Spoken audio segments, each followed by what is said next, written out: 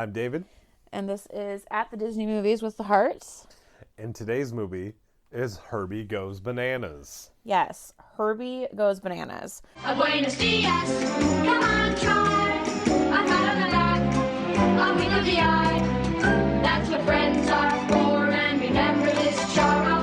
They'll stick with you today and tomorrow. Amigo. So last time we had not seen this movie, and we thought it was something to do with A monkey. a monkey, which was clearly very incorrect.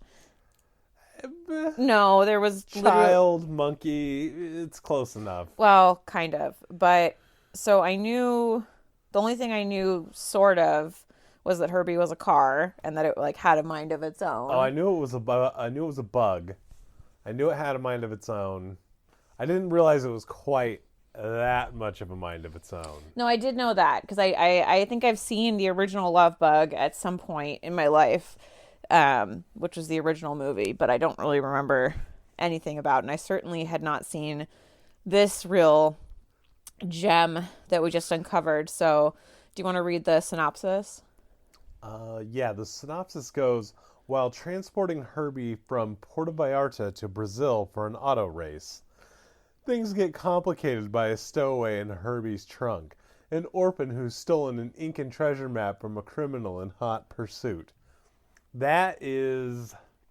Not really an accurate description. I mean, it is in the most base form accurate, but this is a movie about a pickpocket.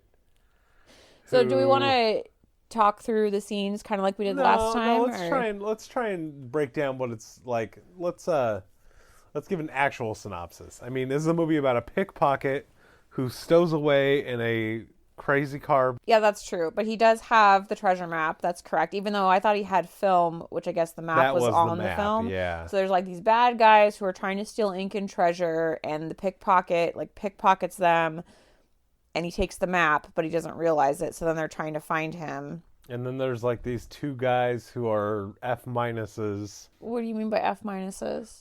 Okay, the dork, the the dumb dude with guy the big teeth, like he is straight up. He looks like a something. Is awful. He's terrible. They overcast him. He was dumb. Maybe we shouldn't do this as a synopsis because we're already way off track. I guess that's fine, but he is terrible. And the other guy is an F minus because you could have replaced him with like a doorknob and gotten the same performance. Yeah, it was really weird because so the movie kind of opens and they are getting this car and they're going to take it to go race in Brazil. But then we never actually get to the auto race, but whatever. But so they're going to take it to a race in Brazil and they're like, oh, I don't know about this car. But then the car like, so something happens where, the boy like stows away in the car, right? The car has the boy stowaway. Oh, that's right, because it like opens its hood because it's like, here, it, I'll help you. At him, yeah, because he's running from the cops because he stole many wallets that day. That's right. There was like 4 different sets of people after him because he stole a bunch of stuff. Yeah, I mean the kid is a pickpocket. He's a pickpocket orphan. Yeah. And so he stows away, and then they go on the ship. But they realize the car is like, because he's like, why are you driving so fast? He's like, it's not me, it's the car. And then they're like, but we'll just keep driving it. It's whatever. Yeah, it did a wheelie, which was out of control. Oh, that's right. I forgot about that. So they're being chased by the bad guys who they don't realize why they're chasing them because they don't know that the boy's in the car. Right. And so then they get on the ship and they're like, oh, maybe this car can win this race. Hey, maybe this bug did win the Grand Prix. I think we got ourselves a race car. And like everything's fine. It doesn't matter that it almost murdered us while we were driving down the road. No problem. And then we meet Chloris Leechman, who is somehow one of their aunts. No, they just got seated together at dinner. They don't know her. They called her aunt, though. But that's because she is Aunt Louise to Melissa, the other chick. No. So that's how cruise ships work. If you're like a smaller group, like you get seated with random people. And she was like, she was like, oh, like how lucky we are to have 2 fine gentlemen sit with us. And she's thirsty. Yeah, so Aunt Louise is Chloris Leechman, she's the only notable actress in this movie. I feel like that the guy who plays the captain might have been notable. He seems really He's familiar. the best part of this movie. But yeah, that is probably true. So they sit together and she's like fawning over the captain, who is like the only character I actually liked in this movie was the captain, because all he wants to do is get back to his ship. He also was the only one that had like a personality. Yeah. Well, no, that's not true. Chloris no, did. Aunt Louise definitely has a big personality, and she's like kind of looks like she's hopped up on some kind of medication the entire movie. Yeah. And she's like throwing herself at the captain, but he really doesn't care because he just wants to get back to his ship. Yeah. But so when they're on the ship, like the boy is still. First back up. So they're at dinner, and the two guys who own the car get seated with Aunt Louise and then her niece, who it has the most ridiculously oversized glasses on. I feel like in 1980 those were fairly normal glasses. Yeah, but okay, so I literally wrote I'm ugly because I'm wearing glasses, but wait until I take my glasses off and then you'll think I'm hot. Oh yeah, she's like smoking hot with glasses on. For all intents and purposes, that lady is smoking hot. Yeah, but that's what I mean. It's like it was so like. But she just was wearing a pair of, yes, for nowadays ridiculously oversized glasses. And then she's like, "I'm studying my doctorate on whatever cultures," and then her aunt is like, "Stop talking about how smart you are, girl. I'm trying to get you hooked up," which is just completely ridiculous. But this movie did come out in the 1980s. 1980. And I definitely feel like... Which is one of the weirder times, I think, in history, because you're between the 70s and the 80s. Like, it is a very... Like, there was disco lessons on the ship, and disco had already been dead. Oh, that's right. So they're at dinner, and then meanwhile, the boy is still in the car, and he, like... The car, like, steals some random worker's, like, whole rotisserie chicken so that the boy can eat it. And the guy, like, calls the captain because he's freaking out because he saw... the chick like this. He didn't call the captain until the car started moving around on that's right. It was like moving, and he was like, And he called like the watch officers first. That's right. But everybody ended up coming down there, and then they find the boy. They put him like in like a cell. Yeah, a cage. And then the car like, and then they all go back, and then Herbie. I guess we should call him Herbie because the car's name is Herbie, which they never say throughout the entire movie. They literally never say the car's name is Herbie in the entire movie. You just know that because this is a sequel. There's like 4 more of these movies. Really, this car is called Ocho. Yeah, the little boy calls it Ocho because of the 2 numbers on the... Because of 53, because he can't count to 53, so he just calls it Ocho. Probably. You feeling better, Ocho? But the car somehow... He uses like some secret antenna and gets the keys for the boy to get out. Well, the antenna is prehensile. Yeah, and we get, which I just thought was completely ridiculous. But so he gets out, but like so they're chasing the car through the ship somehow. It can just drive around and do all these crazy things. But then the captain decides to menace, so he decides to throw it overboard, like in some sort of walk the plank. By the powers vested in me as the captain of this ship, I hereby deem this vehicle a menace to life and limb and the very safety of the vessel itself. I herewith commit it to the sea. Because he's been talking about... Well, the captain has been obsessed with being a pirate and being on the high seas. There were 2 party scenes where he had talked about being on the high seas prior to this. Well, I think I even wrote that down. I think I wrote down, like, is he actually a pirate? And that's... Okay, so do you remember the part where he's in his office and he's like, they need to be whipped, and he has that whip and he's like... yeah. But it was like, why do you have that? That's so bizarre. In those days, a captain was a captain. And a ship was a ship, not a floating carnival. And the only women aboard were dragged there by the scruff of their neck. Whoa, gives me goosebumps just thinking about it. Maybe he has it for the ladies on the ship. I guess. I don't know. But it was just really strange. But he, like, after the dinner scene, then they're, like, trying to so before the car gets thrown overboard, the boys are, like, we need to get our car back, but they owe the captain a bunch of money, remember? Because the car, like, wrecked a bunch of stuff on the ship. And so they decide they're going to, like, get the money from Aunt Louise. Remember? Right. This was before the kid breaks out and they throw it overboard. Right. So it was before all that. And they're like, oh, you can, like, romance her daughter or her niece, who's just, like, the biggest wet blanket there ever was. And I'll talk her into it. Yeah. Yeah, the dumb guy is going to talk her into it. The F- nothing guy with the chin.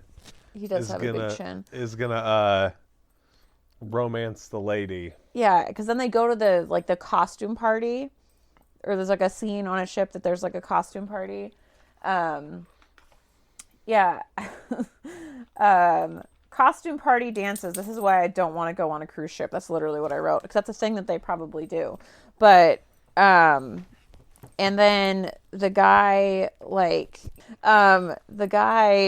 literally, like, they're, like, slow dancing. And he takes off her glasses. He's like, you are beautiful. And she's like, ah. It's just too much. But then the boy gets out, hijinks ensue, and then the car gets tossed overboard. Yep. And then they go ashore. No, they forced all those people to go ashore. Oh, that's right. They forced because Chloris Leechman owned the car at that point because she got it out of Hawk. Oh, that's right. So the captain forced them all ashore in Panama. That's right. And he was ashore, like, buying stuff. Yeah, he was off the boat while it was in dock. Yeah. And he gets, like, separated.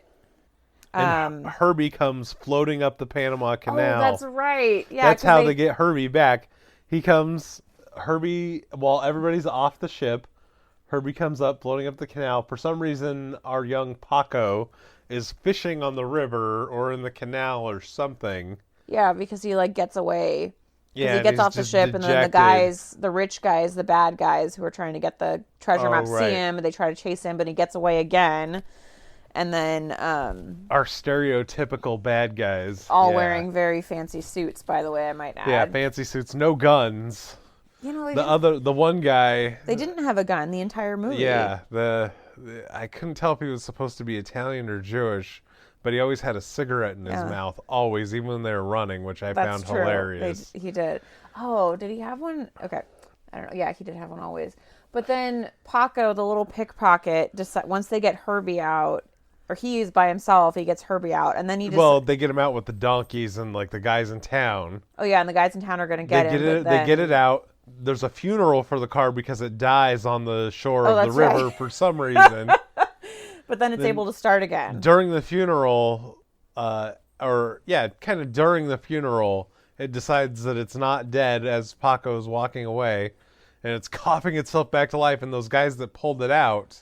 Are they going to come to, like... They're break it apart for, like, scrap pieces and stuff. Rip the car up for scrap, so... But then it gets away really quickly. Herbie gets away, and Ocho. So here's the thing. All of these scenes are progressing fairly quickly. And then all of a sudden, like, so a scene coming up, which we'll talk about in a second, it just drags forever. And then every scene after that drags forever. I felt like even though it was going quickly, every scene pretty much dragged. It definitely felt longer than an hour and a half movie. But, okay, so he gets away, and then he decides to paint it like it's some janky taxi. Yeah. Because he's all covered in rust at this point, because he's been underwater, and he's gross. Water rusted it, and he just painted, like, with house paint. Like a smiley face and, like, taxi on it. Yeah, because the kid wants to make money. This kid is... he's got quite the business entrepreneurial, to say the least.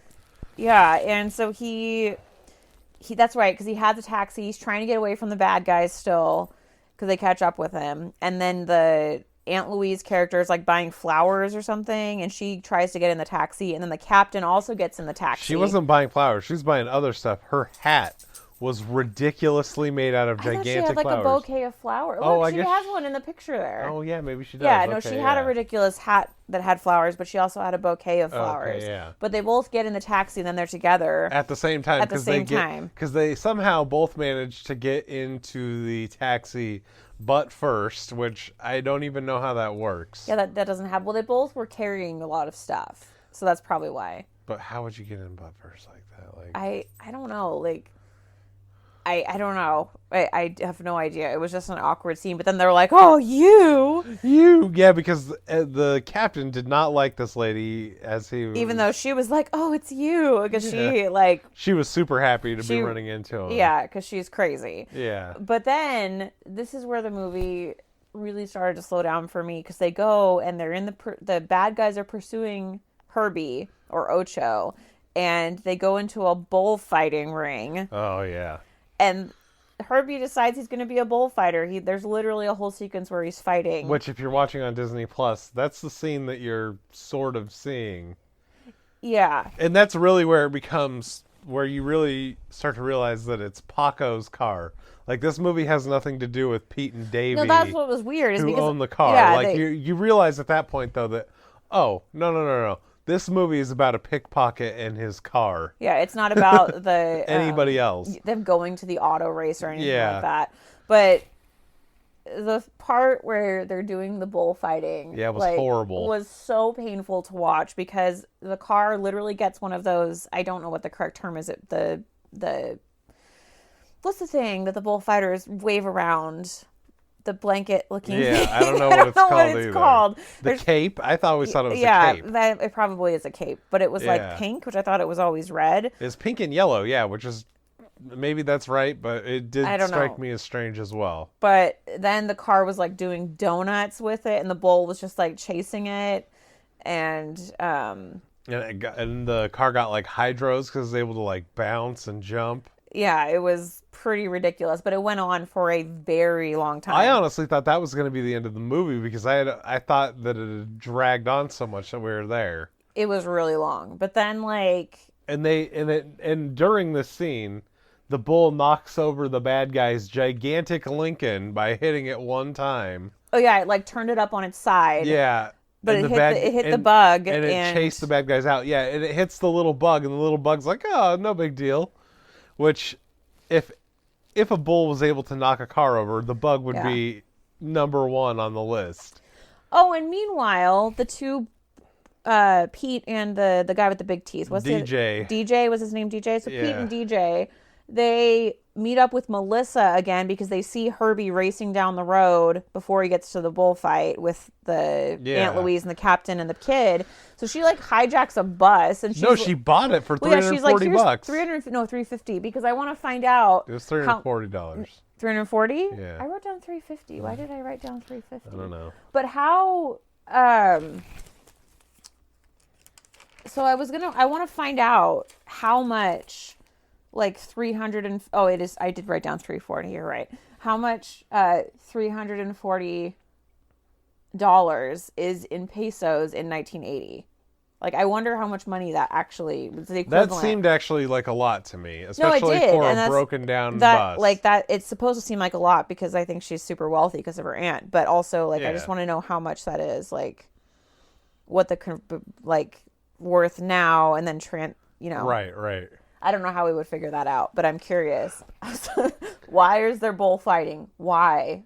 Yeah. But during that scene, going back to that really quick, they definitely filmed the car scene and the audience like separately, because it was they couldn't do it all together. There was a lot of really bad special effects with the boy and the car and the ring.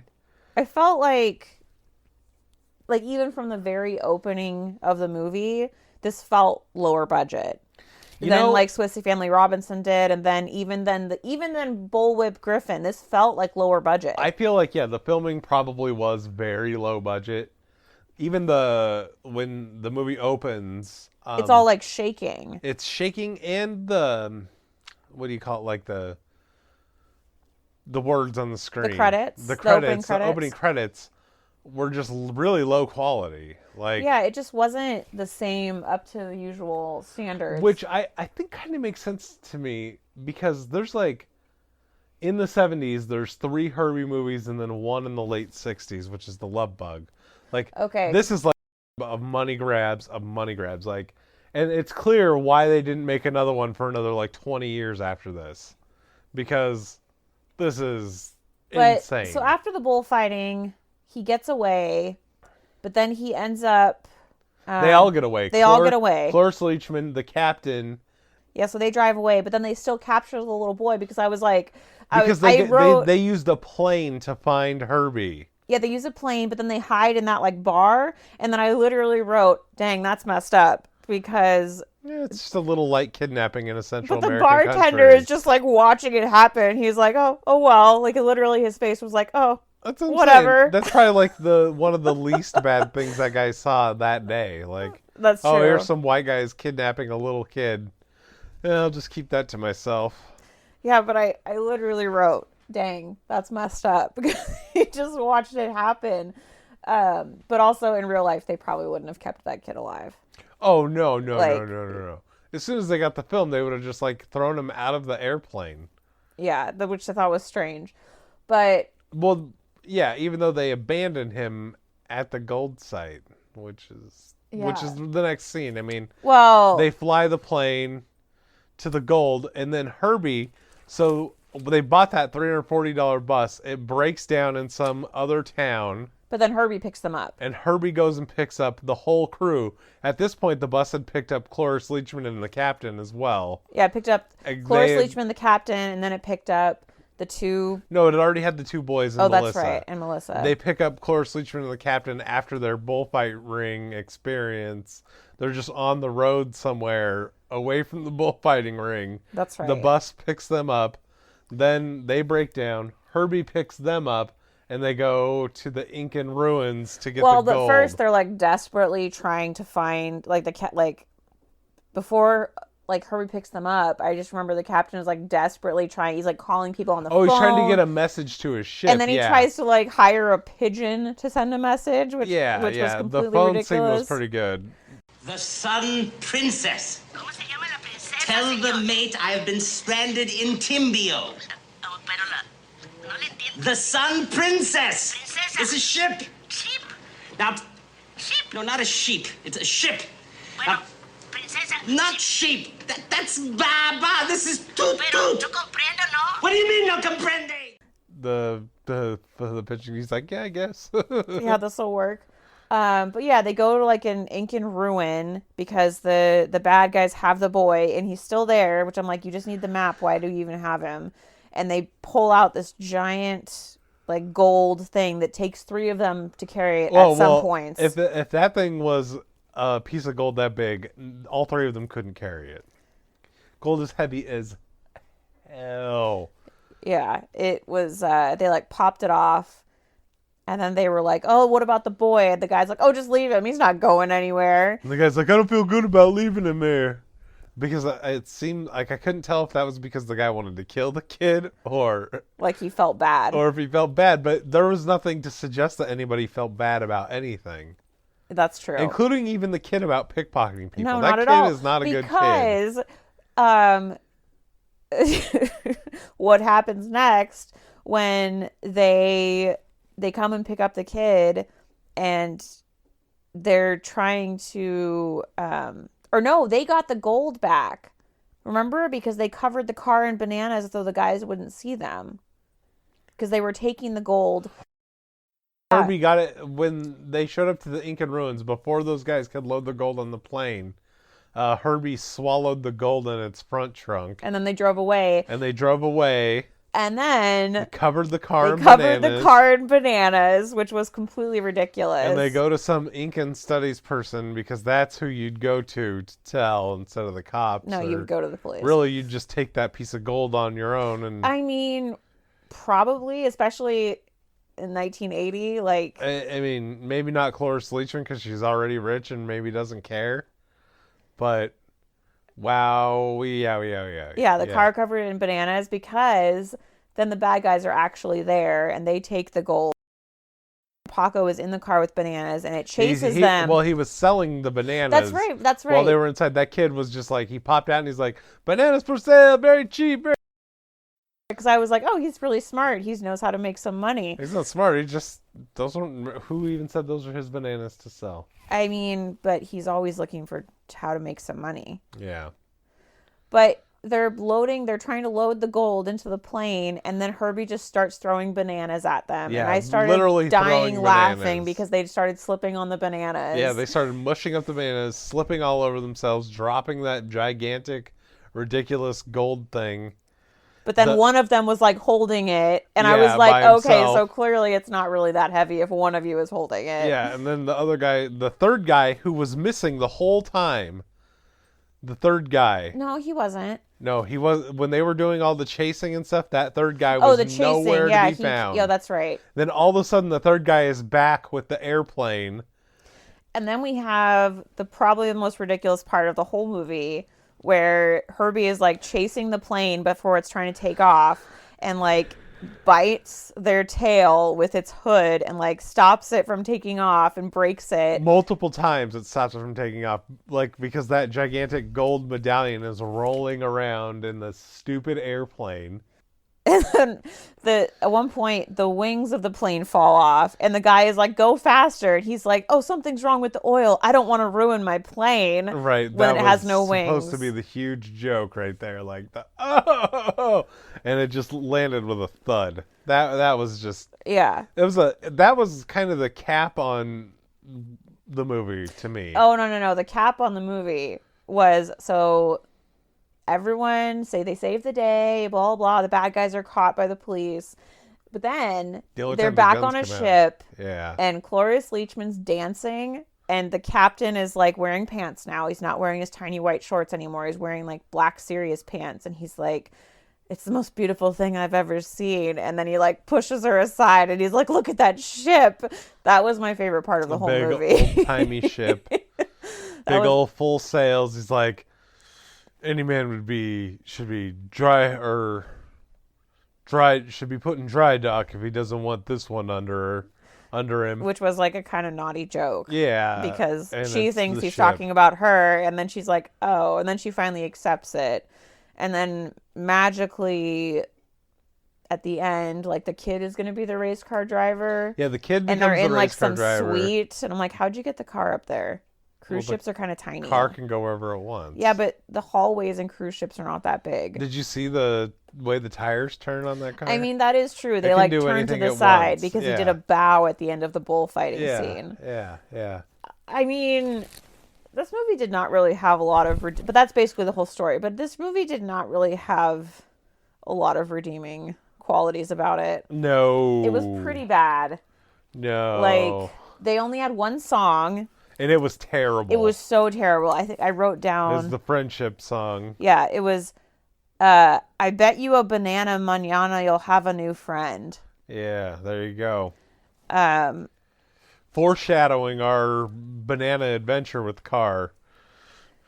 Yeah, that was really the only song, which is kind of disappointing because I like songs. But the story was just weird. The only character I really, really enjoyed... Well, I actually did kind of enjoy Aunt Louise's character a little bit. Yeah, but Aunt I Louise really was fine. enjoyed the captain's character. Yeah.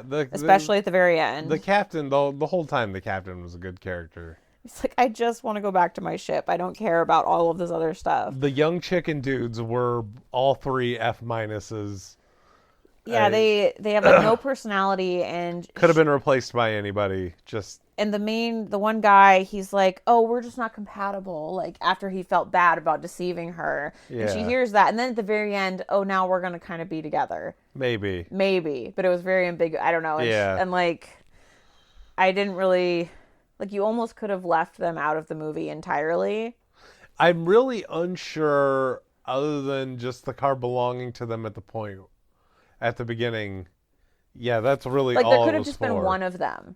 Like they could have eliminated like the friend character and made like the one guy, God, that friend character, DJ or whatever. But the Pete guy, they literally could have eliminated DJ's entire character and would have had no bearing on the movie at all. It almost seems like they could have eliminated both of them, and it was just Chloris Leechman's car that she was delivering somewhere. I mean, that is true. That would have almost made more sense and been less ridiculous. But, yeah, so I was really unimpressed. It felt like a really long movie. I mean, obviously, I kind of knew going into it that it wasn't going to be some amazing pice of cinema. It wasn't going to be a banger. It was definitely not a banger. No. Oh, but can we go back for a second? So the scene where the guy when they're in the ship and Herbie is like trying to rescue the kid and he eats the sandwich or the chicken, the worker, he was speaking Italian, but they're in like Panama or something. Oh, honey. But then he switched from a Italian accent to a Boston accent. Did he? Yes, like 3 times when he was talking to the captain. No, he was doing an Italian accent. No. But really he overdone. No. But he like switched from Italian to Boston for like 2 sentences. I wrote it down because I was like, this is ridiculous. I didn't notice that. No, I'm gonna go back and play it for you. No, I don't want to see No, it you again. do, because it was I don't. amazing. But are there any other standout lines or anything that you wrote down that... Anything that I'm missing? Yeah. Yeah. I mean, the glasses off scene was just Well, yeah. uncontrollably bad. Like, it was so stereotypical, but also really poorly done. Like, the guy is such a bad actor and such an F-. It was, like, quick. And, like, he was, like, almost whispering. It was just terrible. It was, like, that was just a bad scene, I thought. Because there's a way of doing that stereotypical scene where it at least, like, kind of registers. But that just registered as really bad. I was like, oh, you're going to take off your glasses. And I thought he was about to take her hair down for a second. Oh, yeah, that I was a little surprised by, but I don't think he was a good enough actor to do it. Because they were in, like, some costume thing. And they were, the two, DJ and Peter, or whatever his name is. What is his name? Which one? Pete, the kid, the Yeah. F-. Okay, so they were like wearing Goodyear racing outfits, and the young Melissa girl, she was wearing like a safari archaeologist outfit, and then Aunt Louise was wearing like... Which really was just their jobs. I know. What was Aunt Louise wearing, though? It was something ridiculous. It was like some 1920s flapper outfit or something. Oh, no, I think she was supposed to be like Bo Peep because she had that cane. Oh, that's right. She kept trying to grab the captain with the with the herding cane. Yeah, I would have enjoyed the movie a lot more if it was just the two of them, actually, because Yeah. I enjoyed their interactions a little bit. Yeah, but... the captain and Chloris would have been a better movie. Yeah, and they're the ones on the cover of the Disney Plus thing. I think that's...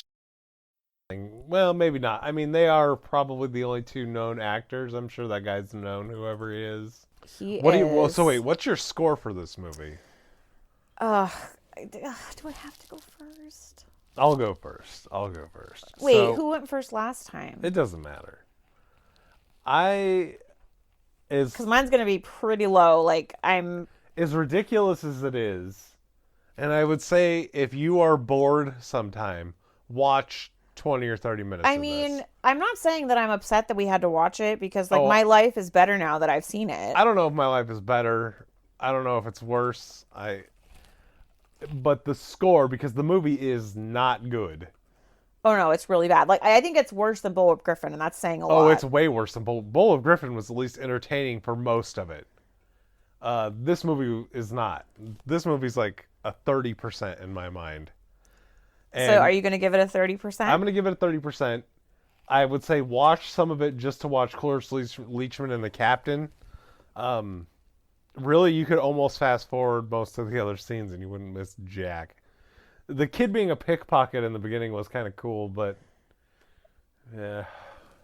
Oh, so the captain guy was Harvey Korman, and he was in Blazing Saddles. Okay, that makes some sense. That's probably where I recognize and the Carol him. Burnett Show.